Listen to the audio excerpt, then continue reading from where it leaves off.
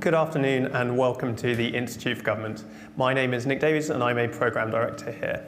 On behalf of the Institute and Burgess Salmon, who have kindly partnered with us on this event, thank you very much for joining us for a discussion on what's happened since Carillion collapsed 4 years ago. Carillion was the UK's second largest construction and services company, with 18,000 employees in the UK and global revenues of over £5 billion. At the time of its collapse, it held 420 UK public sector contracts, including for the construction of hospitals, highways and railways, the maintenance of army homes, and cleaning in schools and prisons. The collapse of Carillion was driven by the reckless behaviour of the company's directors, but the impact it had on the public sector was also down to the government's approach to outsourcing. Ministers have admitted that approach had often been flawed and that the system of checks and balances had not worked as intended. 4 years on, and as the new Truss government picks up a procurement bill designed to make wholesale changes to procurement regulations, this event will assess whether the government has learnt the lessons from Carillion. We'll be discussing how the government's approach to outsourcing has changed, how successful post-Carillion reforms have been, what impact these reforms have had on government procurement during the pandemic, and whether the reforms in the procurement bill will help prevent future collapses of high-profile outsourcing firms.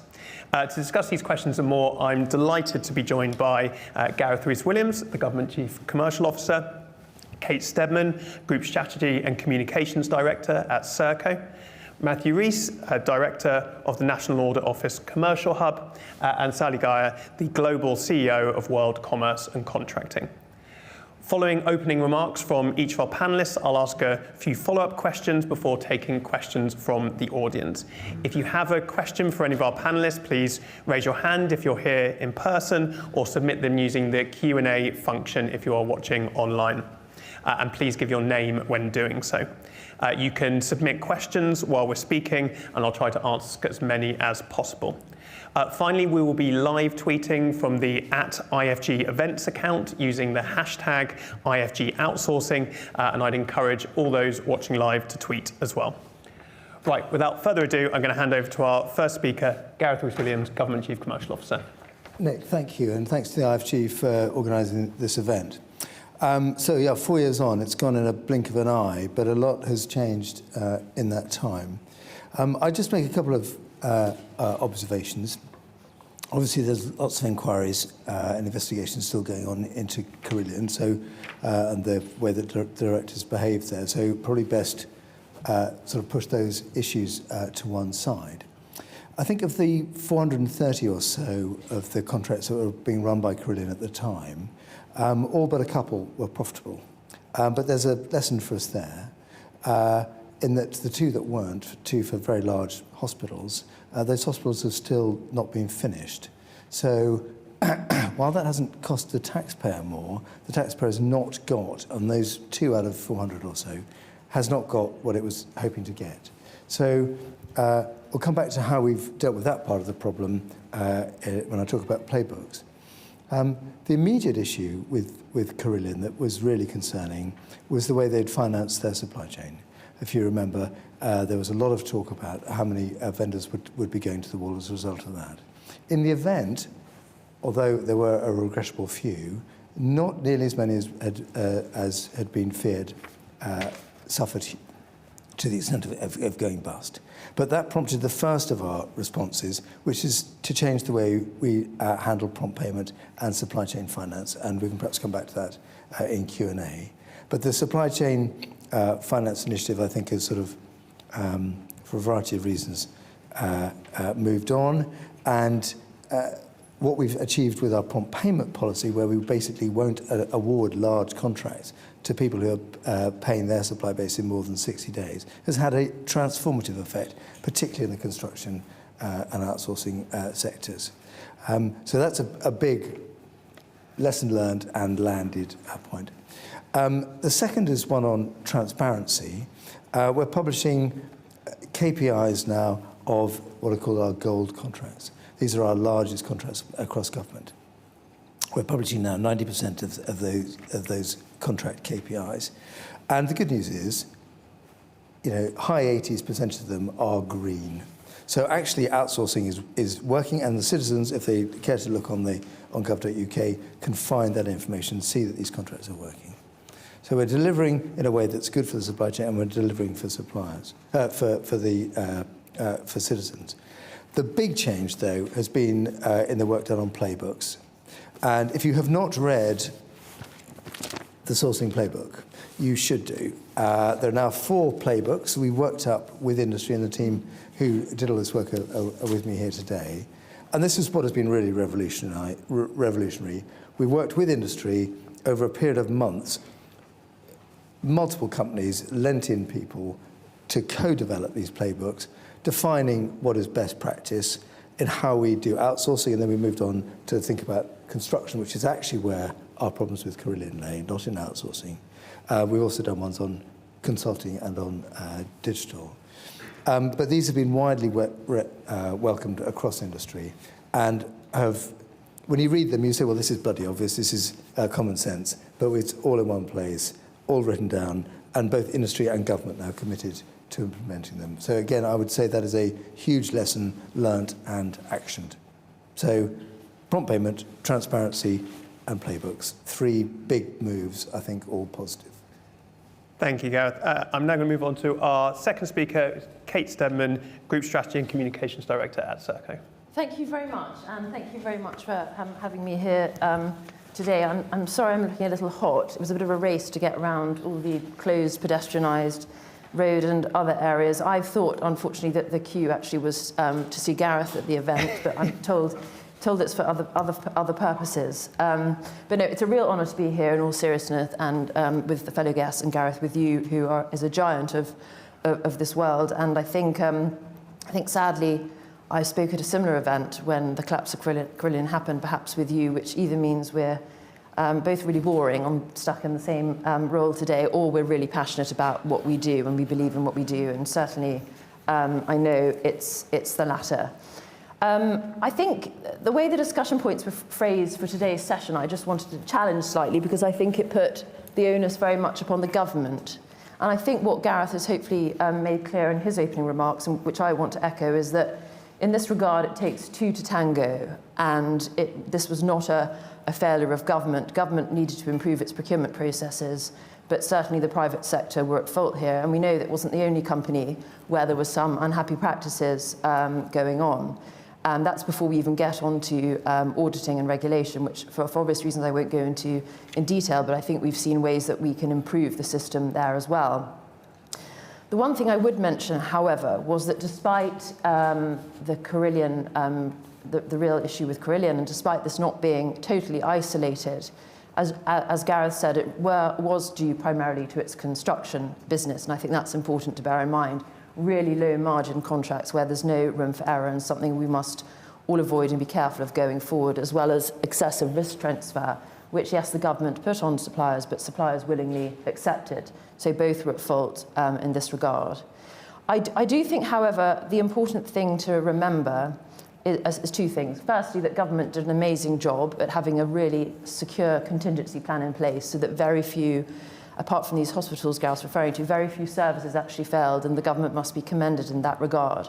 And secondly, I think we must be careful not to malign a whole sector with what happened in the past. And as I'll come to talk to you in a second, there have been significant transformation undertaken. And I think it's also, though, the case that where we see competition, we actually commissioned an completely independent piece of work from Capital Economics, which shows that in the majority of cases, when public services are put to competition, that's not necessarily outsourced, I think that's a different matter, that savings of between 5 and 15% on average are made, whilst most often having no discernible impact on quality and often an improvement. So I think the private sector and outsourcing does bring value, and we mustn't throw the baby out with the bathwater in this regard.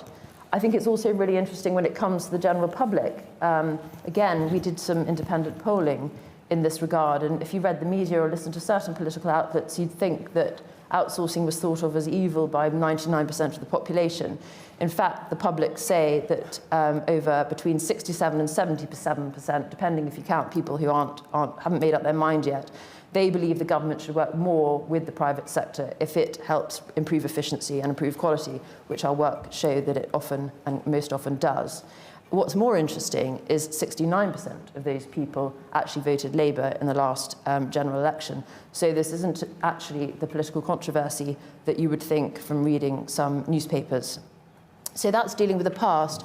Going on to where we are today and what's happened over the last few years, I think that really Gareth and his team and the government have to be commended to the highest degree for the really aggressive but collaborative way they have taken on these issues and dealt with them systematically, involving all of industry, all of sectors, all of the sector, and coming up with some really concrete solutions that, as Gareth says, through the 4 different playbooks, have really made some progress. We've now got publication of commercial pipelines so that providers are able to have visibility ahead of what's to come, better prepare for them. We have the market health and capability assessments to judge really whether, if there is a capability in a market there to deliver services.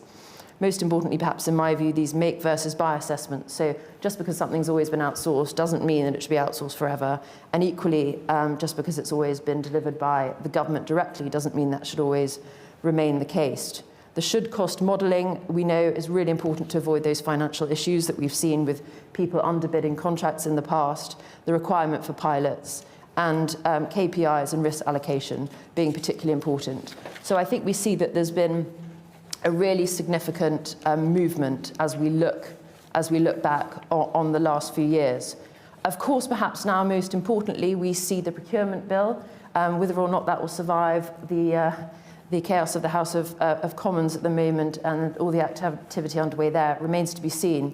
But certainly as a supplier, we really welcome it, not really as a revolution, but as the next sensible stage in putting into statute some of these really important reforms over the last few years. It's really the logical next step, and congratulations to everybody involved in that. I think it comes at about 113 pages. That's before you take into account the, to date, 355 amendments that have been tabled. So I'm not going to go into huge detail, but I did just want to touch on a couple of the elements as is relevant to this conversation. So firstly, this Regulation 18, which moves award of contracts from the most advantageous tender from the most economically advantageous tender. As we've spoken before, it's the end of the meat and onto the mat. And I think that giving government departments the flexibility to look beyond price on a more regular basis is really important.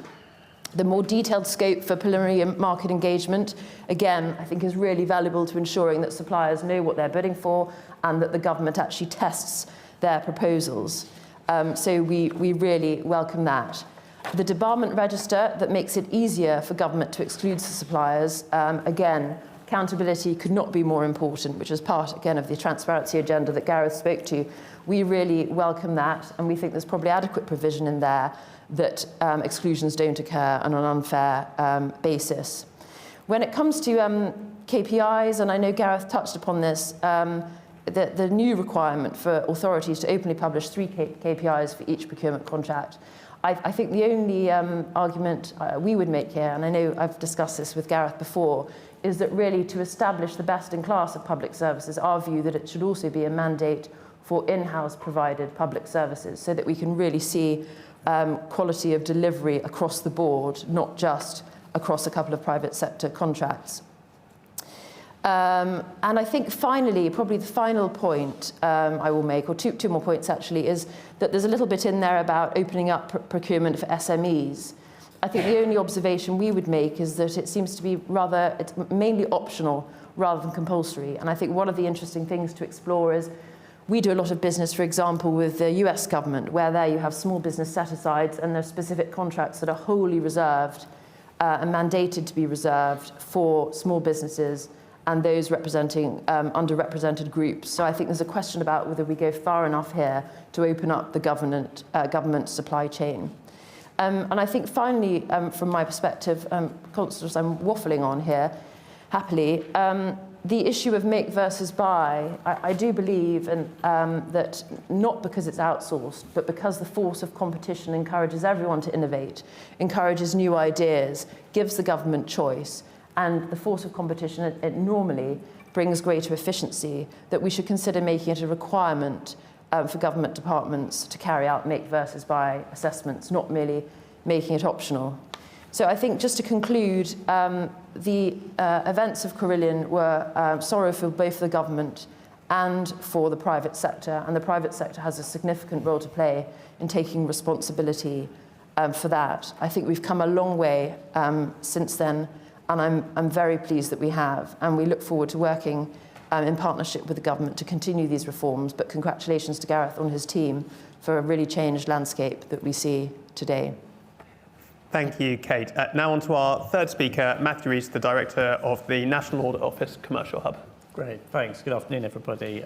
So I'd like to group my comments around three strands of our work. Firstly, our value for money studies, and we obviously published on Carillion after it failed, but we also published a report on two of the PFI hospitals, Midland Metropolitan and the Royal Liverpool. So we had a look at that situation right at the time. I also wanted to talk about our insights publications and how they link to Gareth's team's work, and then on our recommendations tracker. So I'll start with the recommendations tracker, actually, because that's quite a useful way to put our reports into context. So, we're pretty much a running commentary on government's high-profile contracts. It's obviously a risk-based sample, so it tends to look at things that haven't gone as well as people would have liked. But it's very encouraging. So I was just looking at the stats. Over the last 4 years, we've published 114 recommendations across 18 reports and 15 departments, all on the theme of contracting and outsourcing. Governments either implemented or in progress in implementing 91 out of 114. So that definitely suggests that accountability cycle is, as far as we're concerned, an active and ongoing process of continual improvement. Insights publications. I mean, the context for this is quite often our reports are seen as the hindsight critic, and I think our insights publications are intended to be the proactive support. So as Gareth had done with his side of promo, we've got our commercial life cycle guide, which we put out last year, very much tuned into the playbook. Really encourage that. In fact, we've cross-referenced quite a lot of the team's work there. So we're very much on the same spirit of promoting good practice and really encouraging better outcomes. Obviously, all of that is coming through our findings from our reports. So what I wanted to do is pick up on three of those four strategic themes that we'd highlighted, and just talk a little bit about what's happened since Carillion failed. So on capability, as Gareth said, lots of investment in the capability, the commercial function. I guess what our audits are finding is that skill in the right place at the right time? And that's the real tough challenge for the team. There's much more collaboration across government, but it's one of those areas that requires continuous improvement. And when we see, as we have occasionally, we see that the capability wasn't there. That's obviously a feature in our report. Transparency, certainly echoing the points. There's been a lot of progress on transparency. Obviously, the kind of the crux of it from all our work through COVID was about the timeliness and completeness of statutory reporting, and obviously there's progress to make there. But it's really encouraging to see the more strategic use of transparency in the pipelines and the forthcoming work. So again, genuinely, improvement that we've seen since Carillion there. And then thirdly, on commercial strategy, that's the one where perhaps I'll go into a bit more depth on some of our specific reports. So one of the major changes actually since Carillion failed was that PFI is now in a run-off period. So there's a huge change of procurement sort of strategy there. We put out some work quite early on about how departments will manage that liability, what they do with the assets as they come out of contract. That's now been picked up by the Infrastructure and Projects Authorities as a major focus. So again, recognising that that's a key issue for government. But just looking across some of the other themes, so insourcing, Carillion's failure led the MOJ to have to insource some of the prison maintenance. So we looked at that early on. I think the general consensus there was Carillion's performance was not good under those contracts. Children in custody was another report, not specifically a Carillion one, but whether those deliveries are high quality was really questioned. So this is about quality of accommodation for young offenders and looking after them in care. So improvements needed on the ground in quality there. Community rehabilitation centres. I mean, I think that's been one of those pre and post-Carillion themes where calibrating that commercial model and getting a viable commercial model in place has been quite challenging. So I'm not sure that one's been resolved completely yet. It's work in progress. Asylum and accommodation support is actually a really good example of competition. Actually a reset of some of the commercial arrangements. So, echoing this point about competing with this stuff, obviously there's a regional framework there. So you've got some like regional franchises. So perhaps more opportunity for comparing performance across different regions, but definitely an outcome where procurement through competition can deliver good outcomes. Green Homes Grant, I think that's probably not quite such a positive one. I think that was one of these ambitious local growth strategies, perhaps an early test of whether social value can deliver. And unfortunately, with that one, a lot of people's hopes of having their insulation installed were sort of let down by a rushed implementation. So, as with everything, there's certainly room for improvement across that. But I think there's perhaps a broader theme I just wanted to sort of finish on, which was what does government do to monitor its suppliers? We've looked at everything across the piece as well. So adult social care, we've got a regulator, looking at financial monitoring. That was in response to the Southern Cross failure. Gareth will know well, we did a piece on the Greensill Capital failure around supply chain finance. That was a short-term working capital issue for government when Greensill failed. But again, no notice on that. I don't think that was something that was really government was caught by surprise. Fortunately, in that case, it wasn't a major financial consequence and it was pretty limited impact. But outside of the procurement supply chain, obviously we look at other things like the energy supply market and the rail sector, where private sector provision of services has been massively impacted by implications for the citizens, but government needing to react. So, government is there as a sort of insurer of last resort, and I think I'm expanding that a little bit beyond the procurement piece, but it does show that government needs to be really tuned into the risks that are in its own supply chain. So we've actually this morning published another guide, which again kind of showcases corporate finance in the public sector. We just put that out. It's on the IFG Twitter site. And we really get right down into the detail of the questions that senior leaders should be asking about the viability, the health, the prospects, the risk, the return profile when they get involved in transactions. So we have a specific piece there on the responsibilities for the commercial function, but we go right across into asset sales and privatizations as well. So I'll pause there. Fantastic. Thank you very much. And now finally to our fourth speaker, Sally Guy, Global CEO of World Commerce and Contracting.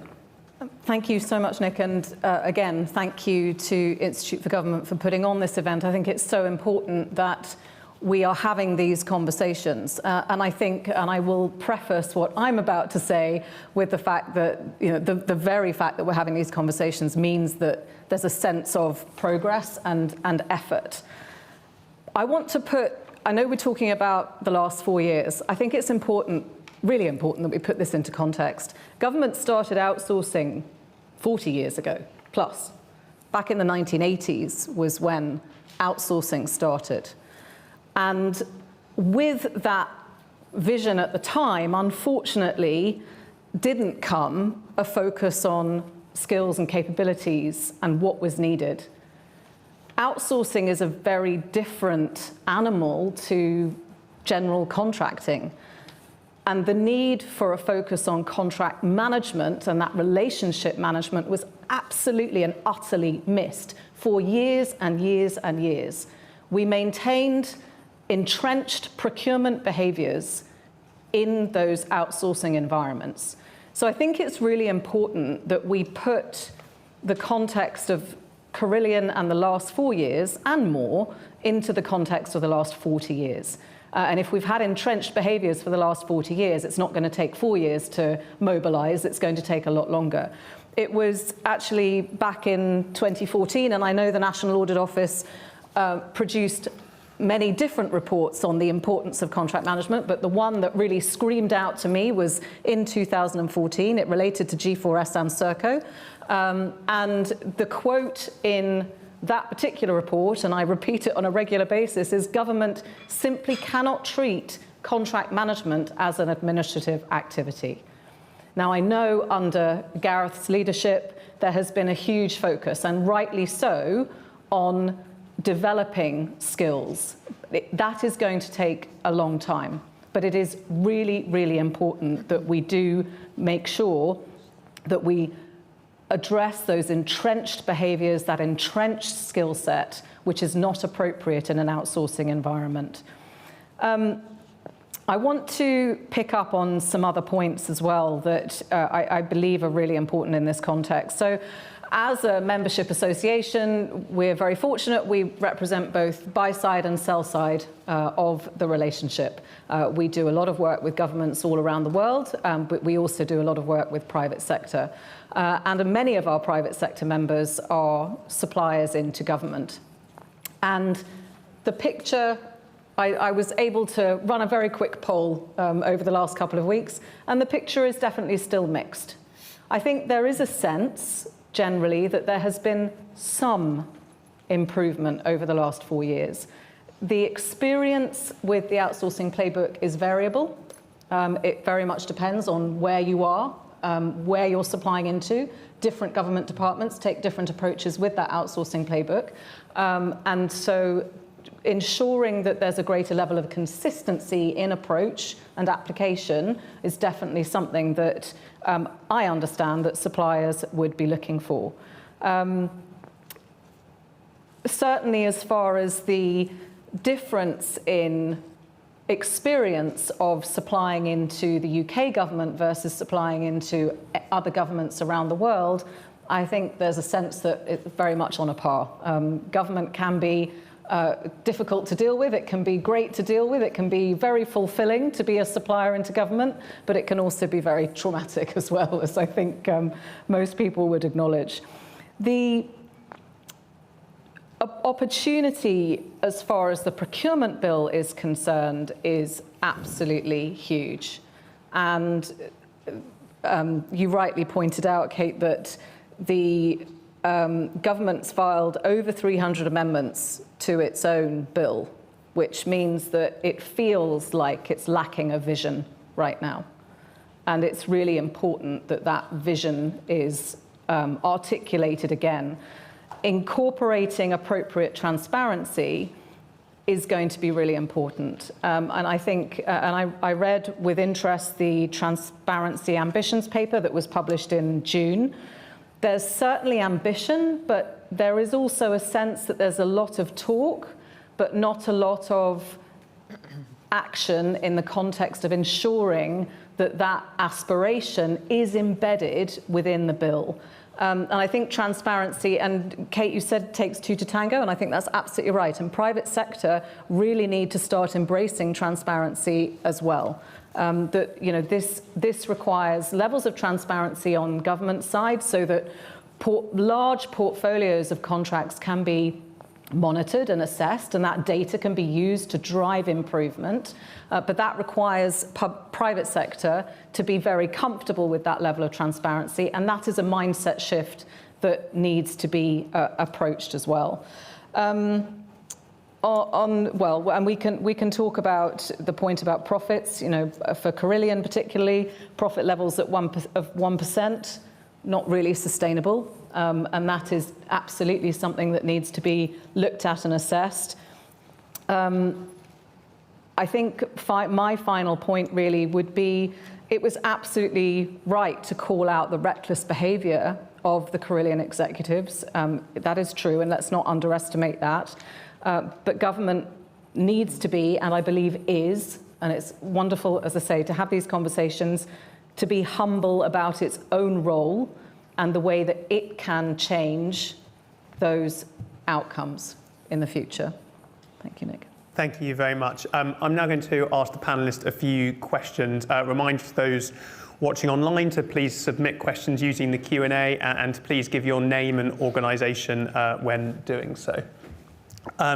Gareth, I wanted to come to you first and actually pick up on a point that Sally made about kind of inconsistent implementation of the playbook. And when we wrote a report 2 years ago looking at implementation of the playbook so far, that was what we found as well, that commercial directors were very aware of it, but there perhaps wasn't that deep penetration with all kind of key commercial staff in all departments. And I therefore kind of wondered what more you think the centre of government can do to ensure kind of consistent pick-up and use of the playbook across central government. Yeah, it's a good point, and Sally's right to raise it. I think what we've got to remember here, and this figure sort of comes to mind as we think about how we roll out the training that's needed for the new procurement bill. There's somewhere between 15,000 and 40,000 people who will let contracts in the public sector. But the fact that I can't tell you exactly what that number is actually quite indicative of the problem of making sure that all of those people are working in line with new policy. So I would accept the point. It is inconsistent, but I think we're making progress. I think Sally makes a good point that we're trying to change 40 years of behaviour in 3 or 4 since the playbooks came out. I've said before, I will continue to say, and very happy to have this on your camera too, if there are bad examples where vendors are seeing government agencies not complying with the spirit and letter of the playbook, then please, find a way of letting me know or letting my colleagues know. And I don't think this is usually mischievous or intentional. It's because we haven't trained everybody and we haven't built the muscle memory that comes from these complex outsourcings, which any one individual contracting authority probably doesn't do more than once every 10, 15, 20 years. So we've got to accept a degree of inconsistency, but nonetheless we need to work to close it down. I think the other thing I would talk about on the subject of inconsistency is on contract management, which I know is dear to Sally's heart. We've started on the programme to train contract managers, and we've put 15,000 people so far through what's called the foundation level training on this, but less than 1,000 on the more complex, more senior levels. And if you think we've got 10,000 contracts, that gives you an idea of how far we've yet to go. And that's just the training rather than building in the experience that most private sector to private sector counterparties would have on letting contracts and then managing them. And I think Sally's absolutely right to point that out. We've really got to work on that. And that's what will then also, those two things, the contract management and the consistency of how we let contracts through the playbook, are mutually reinforcing, because it will just drive best practice in an increasing way. Thank you. Kate, I wanted to come to you next. You mentioned kind of problems with low margins and inappropriate transfer of risk. I wondered from Serco's perspective whether you've seen a kind of substantial improvement in government practice on those two issues in the last 4 years. I think we absolutely have, and I think that's the point of the should-cost modelling in the playbook and of the elements on risk transfer as well. And we have, but as I say, it's both sides. So, providers came forward and knowingly bid very aggressively at very low margins, which has high risk for everyone. So as I say, it's not just the government here; it's both. But I think the government lets about £240 billion worth of goods and services contracts. There's always going to be something that is not quite perfect. Let's be realistic. There's always going to be one or two things that don't go quite right. But on the whole, I think it does an extremely good job delivering very effective services. And I think we are not seeing that race to the bottom now that we were probably seeing 5 or 6 years ago, that actually laid the foundations for this Carillion issue. So I do see that as a completely different landscape today, actually. And Matthew, just to follow up on that, you said that the government had implemented, I think it was 91 of 114 recommendations. Have you also seen that the recommendations on kind of low margins and risk transfer are some of those that have been implemented? I mean, I didn't do that double check, but I mean, I was just reflecting actually on Kate's point. I mean, I think when you look at some of the pandemic responses around test and trace, you saw how impossible it was for anybody to predict volume. So government and suppliers are having to go into these contracts. I think the iteration between those two reports showed some learning on the part of government. But then you get into things around the hotel emergency quarantine accommodation, which I'm sure people who live through that would be very much in despair of. But actually government ends up picking up the excess costs on that. So, I mean, I think whilst there's genuine effort to be able to sort of put out that requirement and understand what the volume is, I think in times of uncertainty, government does end up bearing that excess risk. You know, and ultimately when it then steps in to secure service continuity, you know, government ultimately has that broader responsibility that no contract will really put a framework around. And I think, I mean, that's ultimately the nature of a lot of this public service provision is that a private provider will, you know, may, as we have with Carillion, go bankrupt, but on the whole, government needs to resource the service continuity that will survive any corporate restructuring. Sally, last question from me to you. You mentioned sort of 40 years of entrenched problems in some case, and I guess that reflects the fact that many of these issues are kind of cultural and to do with practice rather than to do with the rules and regulations. And I therefore wonder, particularly given, you know, the kind of continued rollout of the playbook and the further rollout that's going to be required with the new procurement bill, whether kind of with your global hat on, you've seen examples of other countries that have done a good job of changing entrenched cultural practices, because I know how hard that is, and whether you've got any kind of thoughts on on areas or countries that the government can learn from.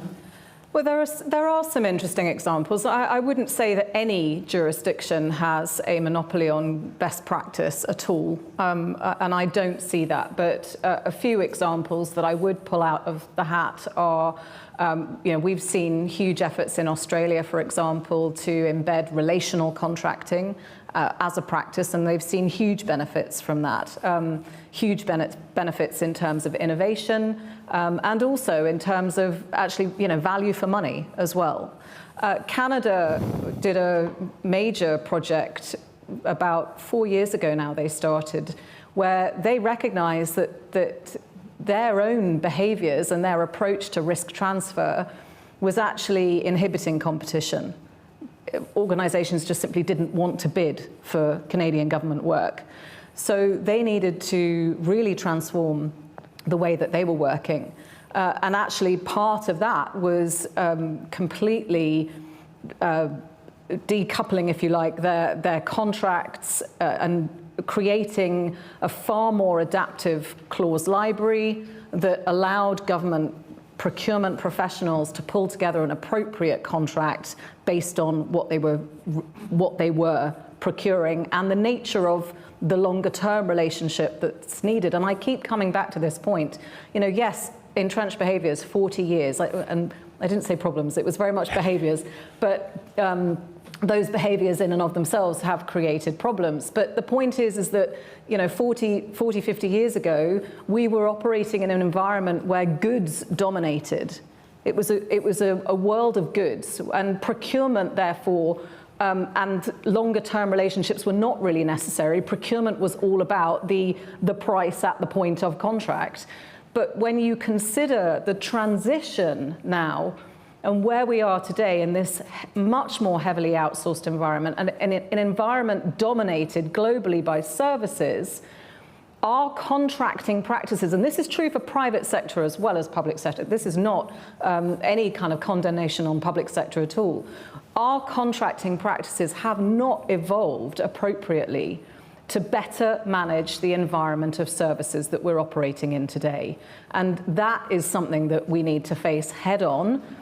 And in fact, interestingly, you know, one of the comments that I got from one of the inputs when I asked the question about 4 years on and how do you feel about working with government, actually the influence from external lawyers representing government is and can be a very negative thing.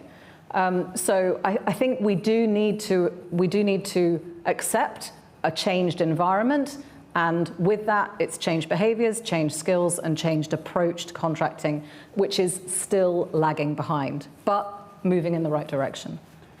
Fantastic. I'm going to come to audience questions now, and I'm going to come to those who are here in person first. So can I please ask you to put up your hand if you have a question, say your name and where you're from, keep it relatively short, and make sure it is in fact a question rather than a statement.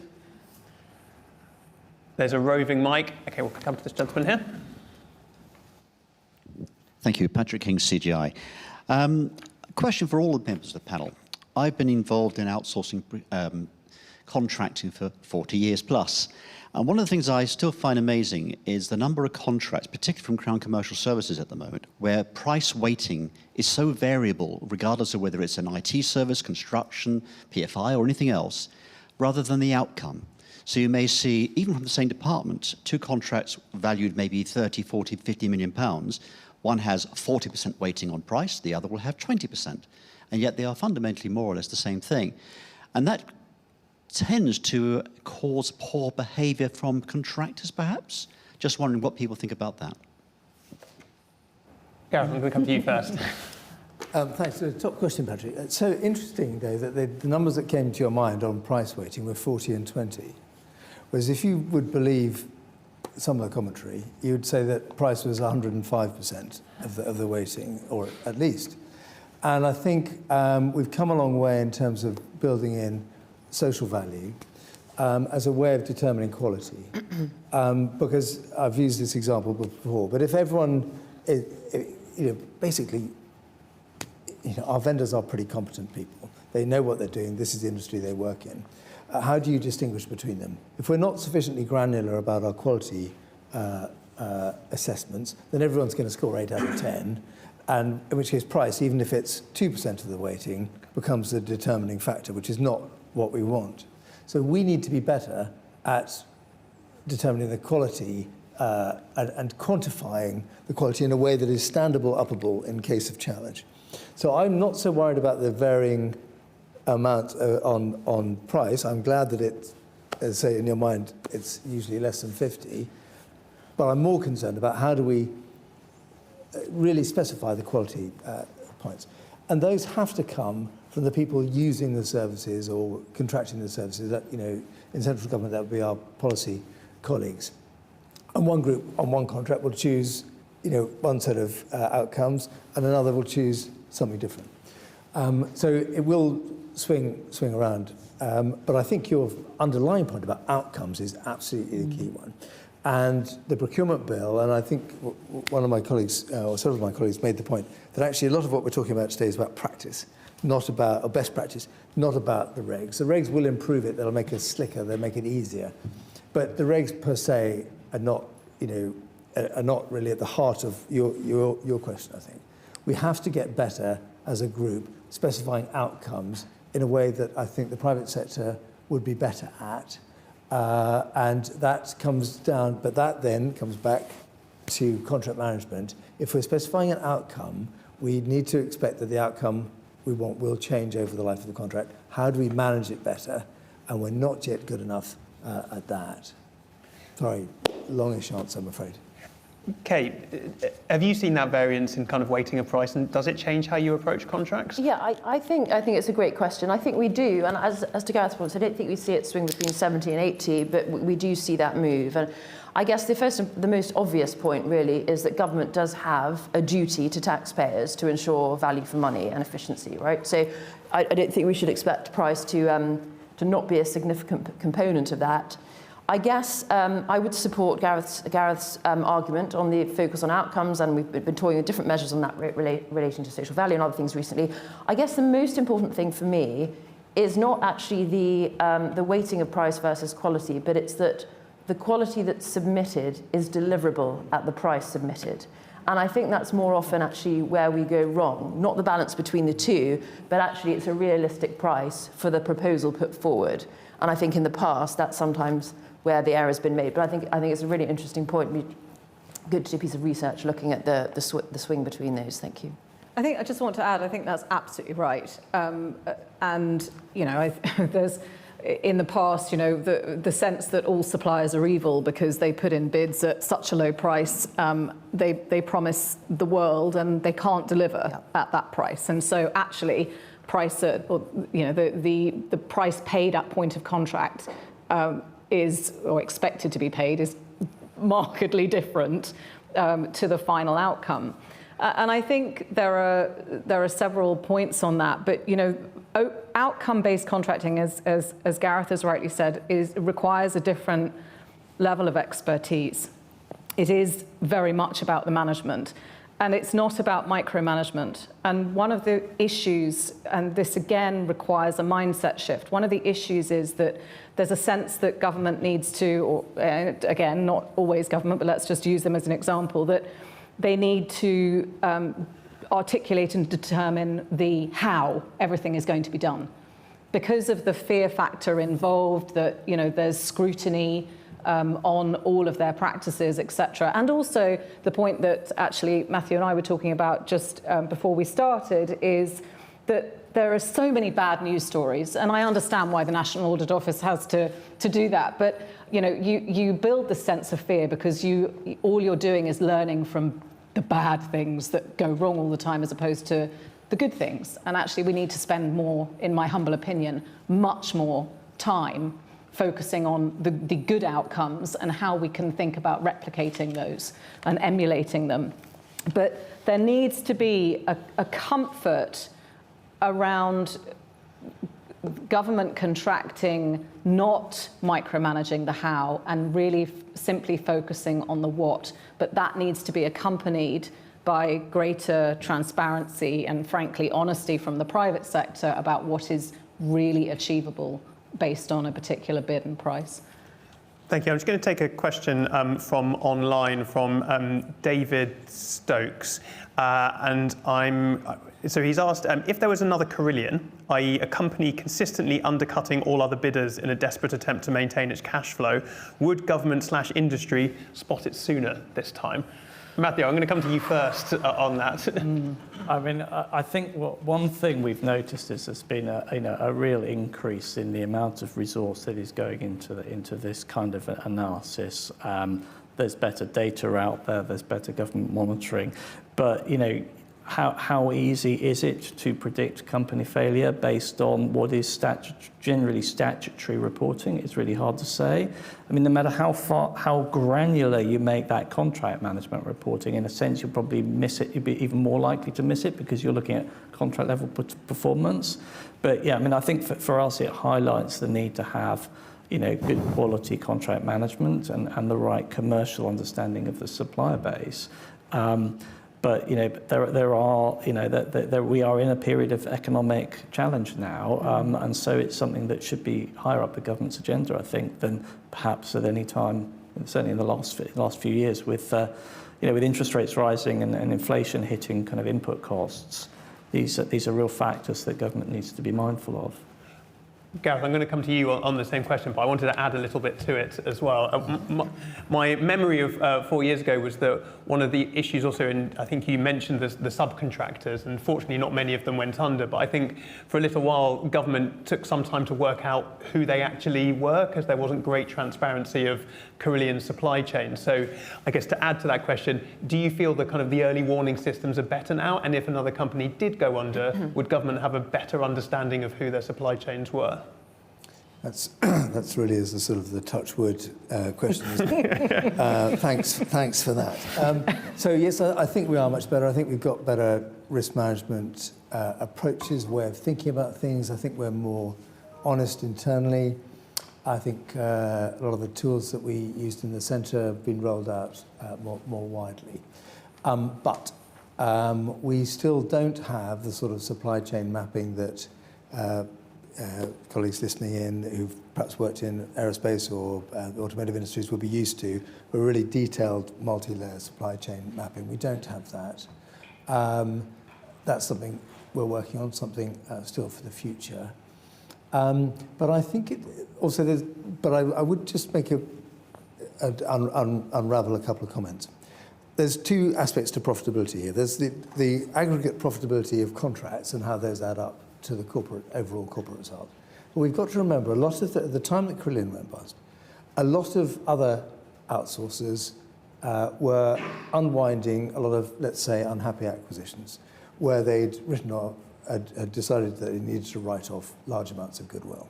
And that's what leads to the sort of the 1% profitability type numbers that Sally talks about, which is clearly not sustainable. So the question is, what is the underlying profitability?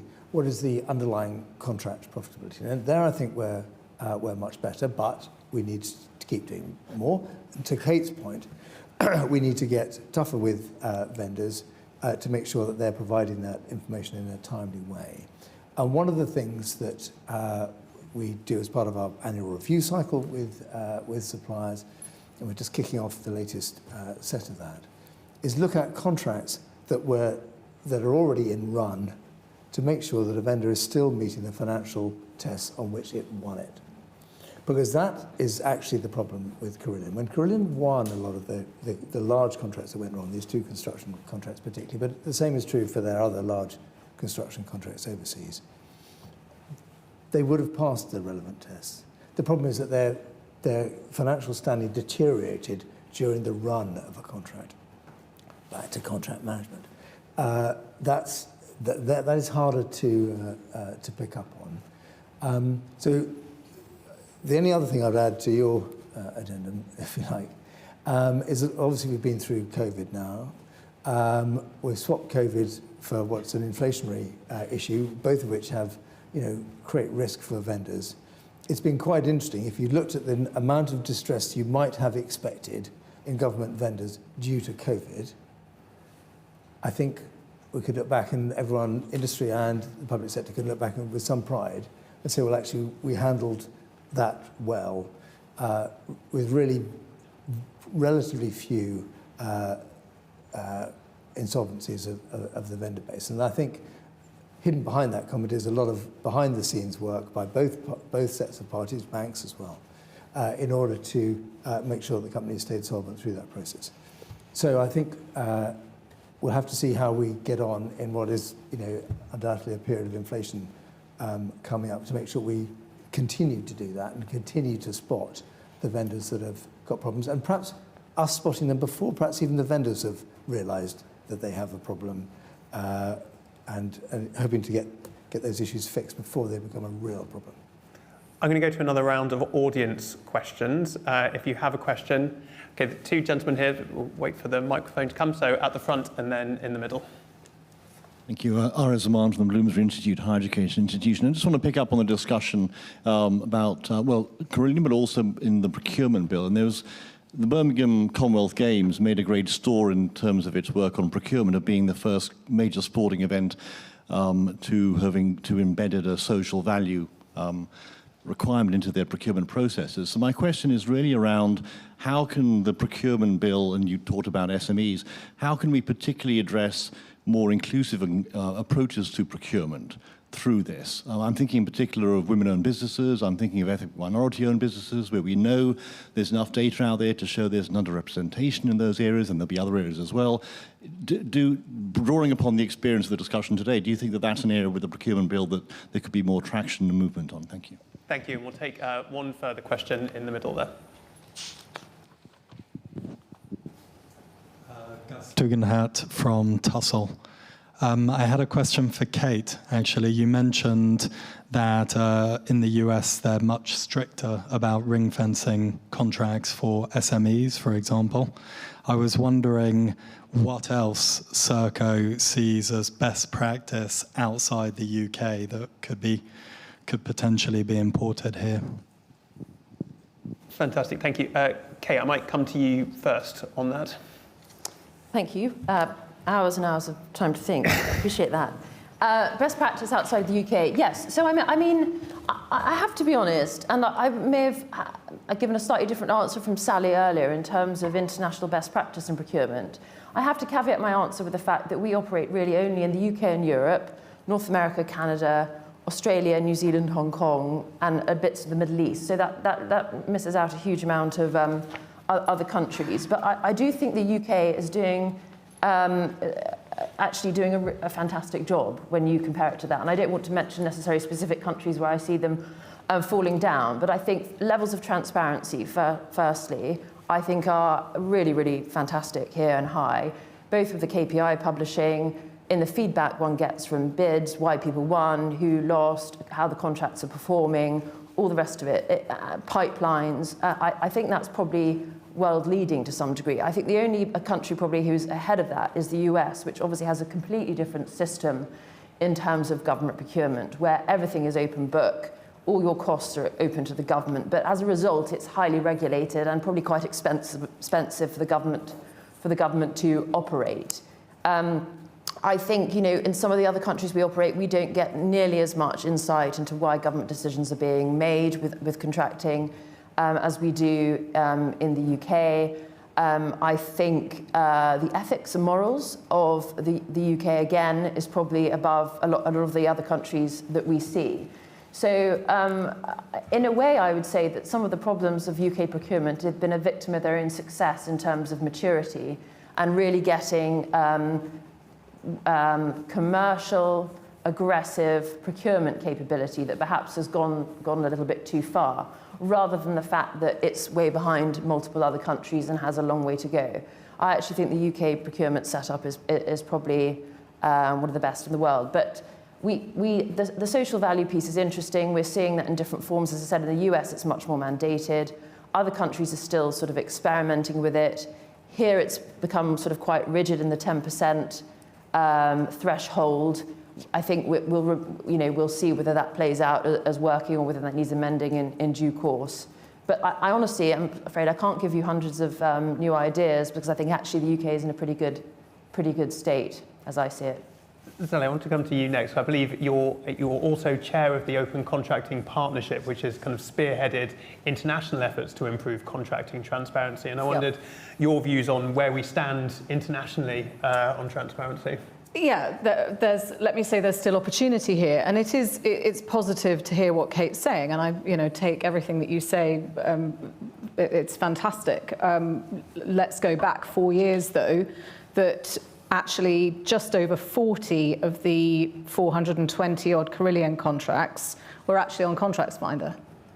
So that's not transparent in my humble opinion. That leaves hundreds and hundreds of contracts that were not on Contracts Finder, that we don't have the data, or that the data wasn't available to the public or to even to government on.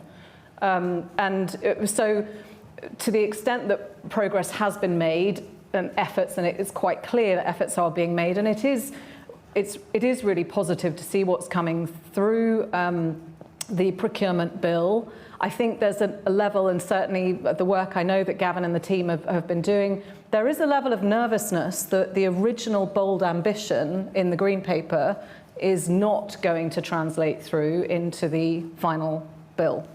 And that's just saying as it is, there's a level of concern. I think this point of, the transparency is absolutely critical.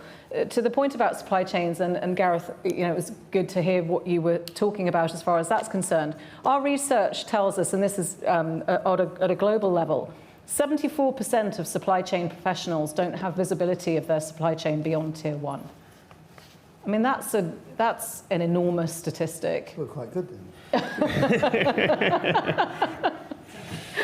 So it is, there's definitely generally work to be done on ensuring that there is much greater visibility. Again, that comes to how private sector provide that level of transparency and visibility. And of course, there's often a fear of sharing that data, because there's a sense that somehow that supplier may be outwitted, shifted to one side for whatever reason. But creating an environment of better transparency and data, data, data. It's all about data. And I think to respond to the original question, with data, we can ensure continuous improvement.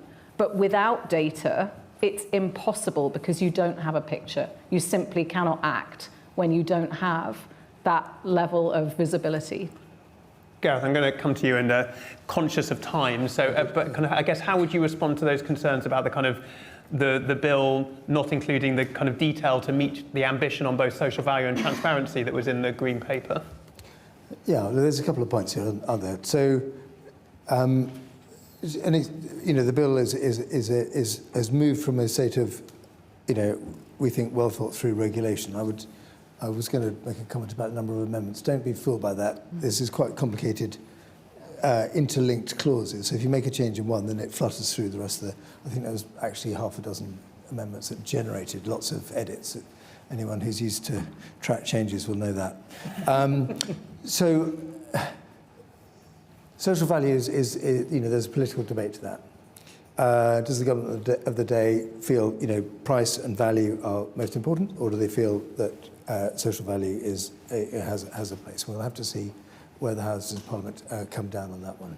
So at the moment, it's a requirement to have a minimum of 10% of the evaluation on social value, and some have got much higher, and that's great. And we will start to see those contracts now coming through, their gestation phase and going into run, and then we'll start to see what impacts they've had. And I think I think there's some really, really positive examples there. Bear in mind, though, not part of the rules change because we were able to do it outside of the rules change, but what's called sub-threshold contracts now can be direct awarded, pretty much to anyone. So if a contracting authority wants to encourage a particular, you mentioned VCCs or female-owned businesses, then below the threshold, 140 grand, they're able to do that without the sort of paperwork downside that Kate talked about in the States. In the States, everything is open book, so there is a huge government excess on that. The phrase, good enough for government work and all of that.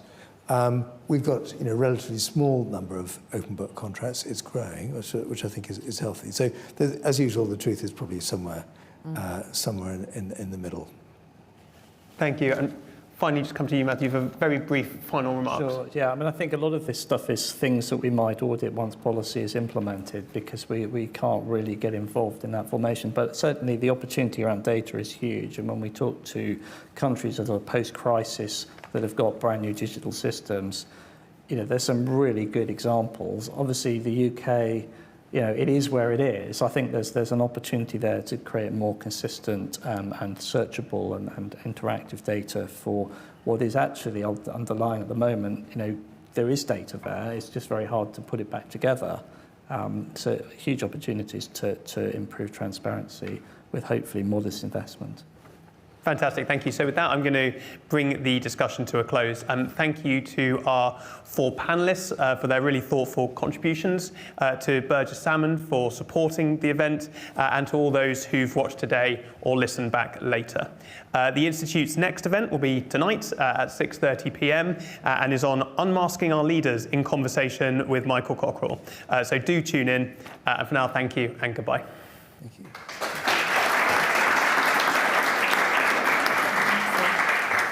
You mentioned